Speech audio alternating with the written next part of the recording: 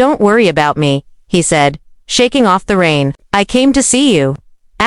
They sat together by her window, watching the rain trace delicate lines down the glass. Hira felt the familiar weight of her emotions pressing against her chest, but this time, it didn't suffocate her. Rayan's presence gave them shape, a rhythm, a gentle acknowledgement. I wrote today, she admitted, holding up her diary.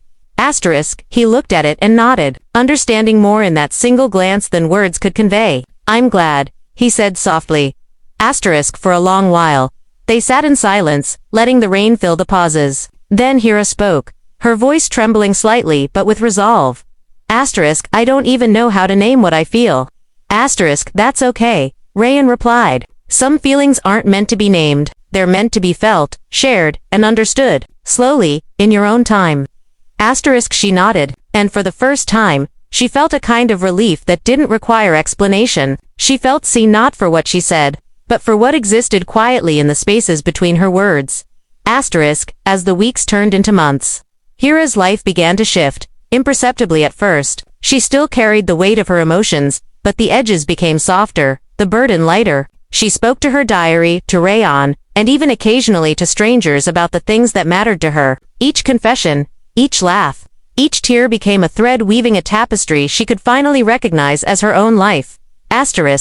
There were still days when sadness came uninvited, when the night felt too long, when her thoughts tangled themselves into knots again, but the difference was clear: she no longer faced them alone. Rayan, quietly, steadfastly, was there, not to fix her, not to judge her, but simply to sit beside her as she navigated the storms inside her. One rainy night. As they walked back from the bookstore, Rayan took her hand gently. Hira didn't pull away. She realized that some things didn't need a name, some emotions didn't need a label, all they needed was recognition, and sometimes a presence willing to honor them.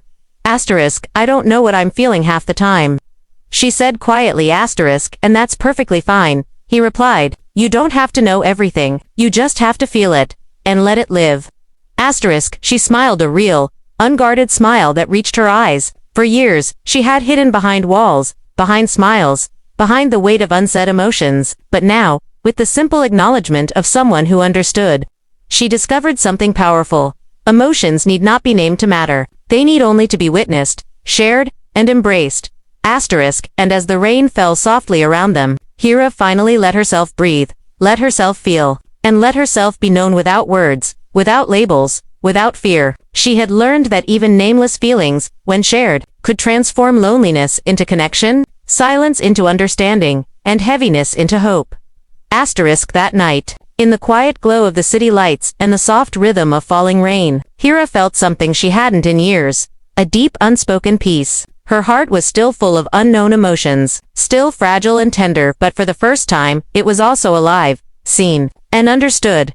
And in that quiet, delicate understanding, she finally whispered to herself, it's okay, I am enough. Even with nameless feelings,